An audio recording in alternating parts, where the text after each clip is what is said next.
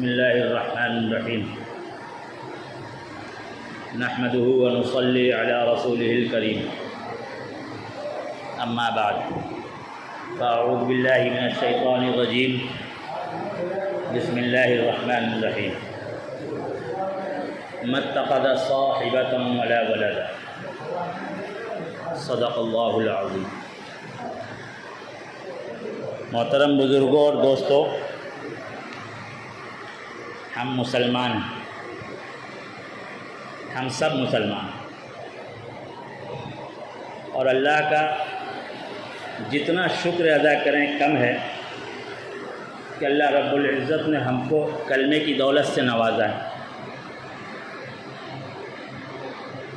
لیکن کیا ہم نے کبھی غور کیا کہ مسلمان ہونے کا کیا مطلب ہے؟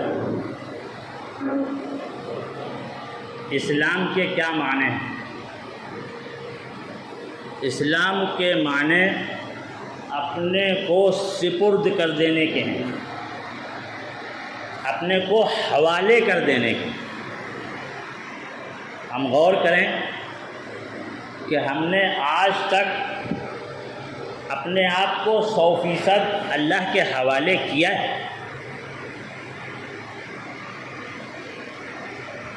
جو اپنے آپ کو اللہ کے حوالے کر دیتا ہے تو اللہ رب العزت اس کو یہ بتلاتے ہیں کہ اب تمہاری زندگی ہماری مرضی کے مطابق ہوگی، ہماری پسند کے مطابق ہوگی۔ اب تم اپنی زندگی کے فیصلے خود نہیں کرو گے، تمہاری زندگی پر ہماری مرضی چلے گی، یعنی اللہ کی مرضی چلے گی۔ اور اللہ کی مرضی کیسے چلے گی؟ اللہ کی پسندیدہ زندگی کیا ہے؟ ہم کھانا کھاتے ہیں، ہم کو کیسے معلوم ہوگا کہ کھانا کھانے کا کیا طریقہ ہے؟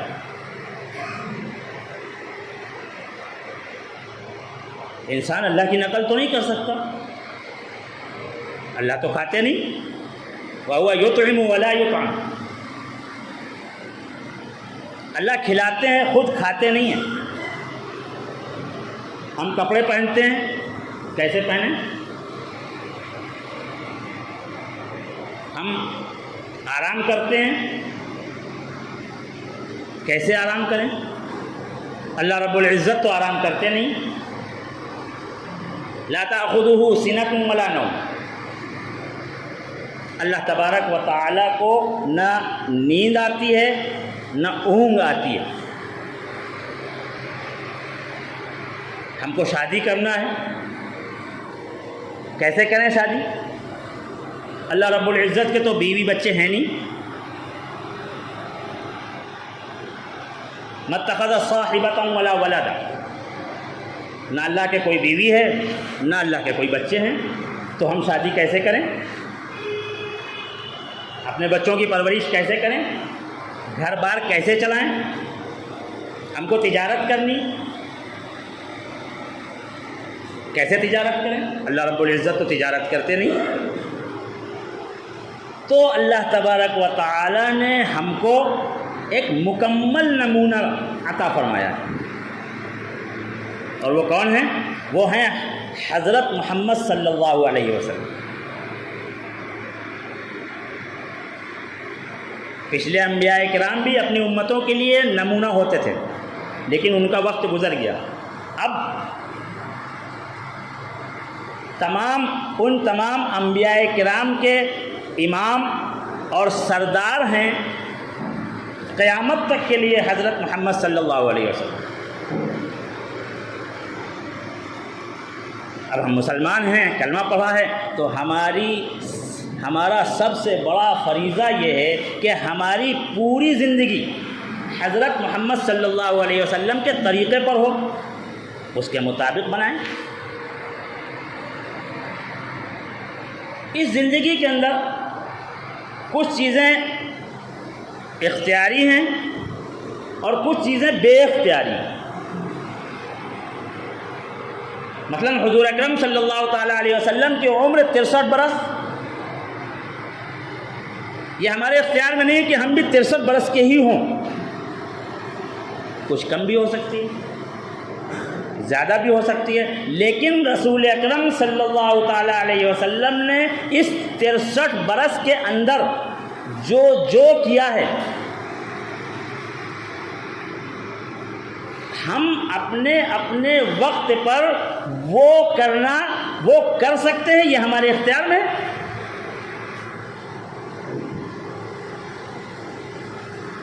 اللہ کے رسول صلی اللہ تعالیٰ علیہ وسلم نے شادی کیسے کی؟ ہم اپنے بچوں کی شادی اس طرح سے کریں۔ حضور اکرم صلی اللہ تعالیٰ علیہ وسلم نے اپنے بیوی بچوں کے ساتھ کیسا سلوک کیا؟ ہم اپنے گھر کے اندر ویسا ماحول بنائیں۔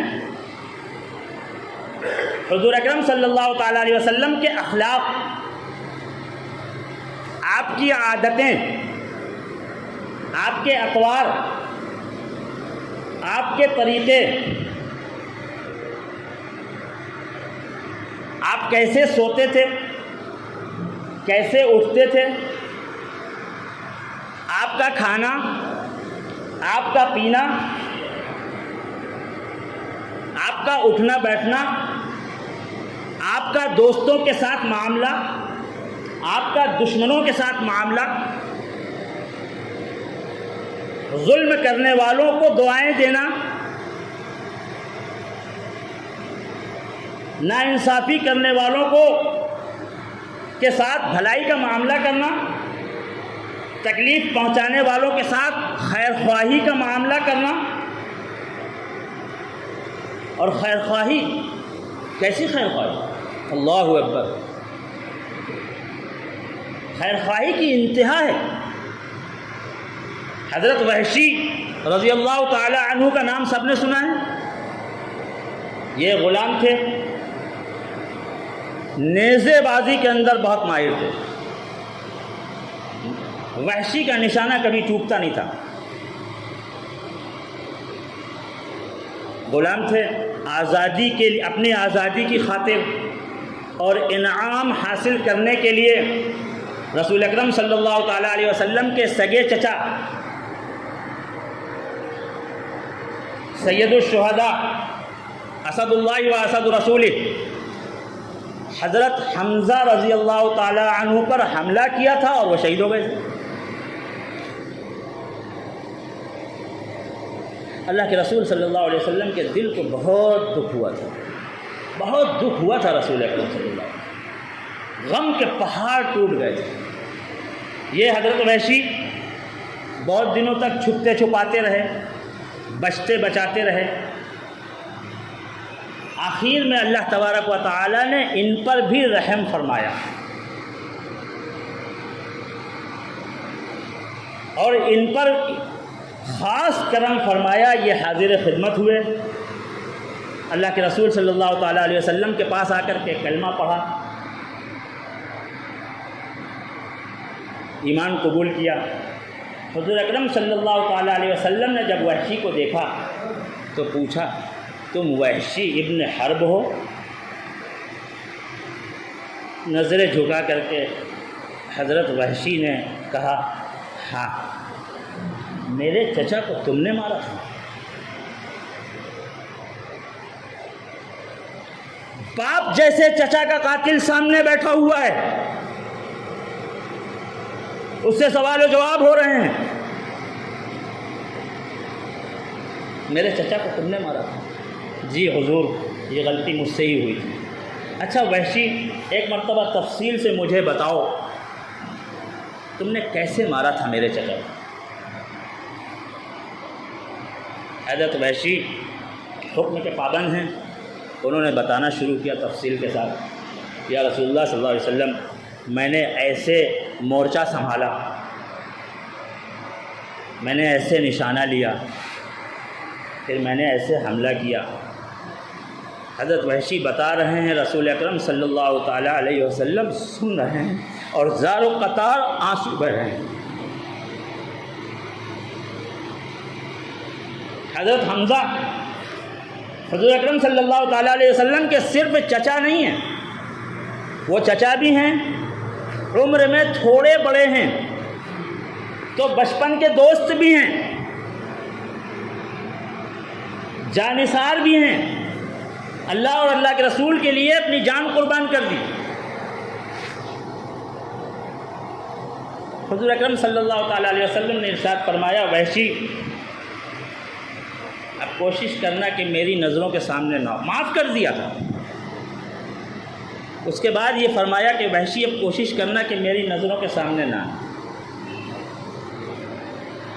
ایک عام انسان جب یہ سنتا ہے تو وہ سمجھتا ہے کہ رسول اکرم صلی اللہ تعالیٰ علیہ وسلم اتنا ناراض تھے کہ اس کے وجہ سے وحشی کی شکل نہیں دیکھنا چاہتے تھے۔ یہ بات غلط ہے، یہ حقیقت نہیں ہے۔ اللہ کے نبی صلی اللہ تعالیٰ علیہ وسلم کا یہ کہنا حضرت وحشی کے ساتھ ہمدردی ہے، ہمدردی کی انتہا ہے۔ کیوں؟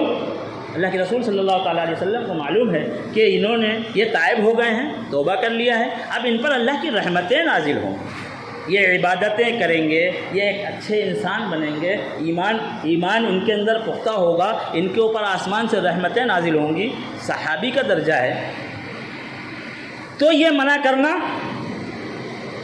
کہ میرے سامنے نہ آنا، یہ اس کے اندر بھی بے انتہا محبت بھری ہوئی ہے۔ کیوں؟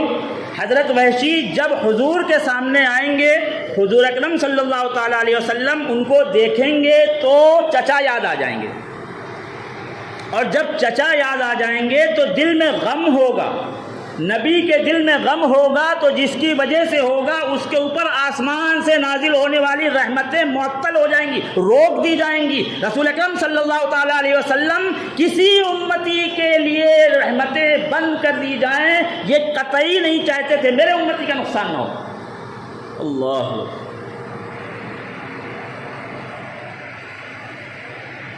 یہ کس قدر ہمدردی ہے۔ اور ہم کیسے مسلمان ہیں؟ ہم کیسے مسلمان ہیں کہ ہم کو رسول اکرم صلی اللہ تعالیٰ علیہ وسلم کا طریقہ اچھا نہیں لگتا، ہم کو اللہ کے رسول صلی اللہ تعالیٰ علیہ وسلم کے دشمنوں کا طریقہ اچھا لگتا ہے،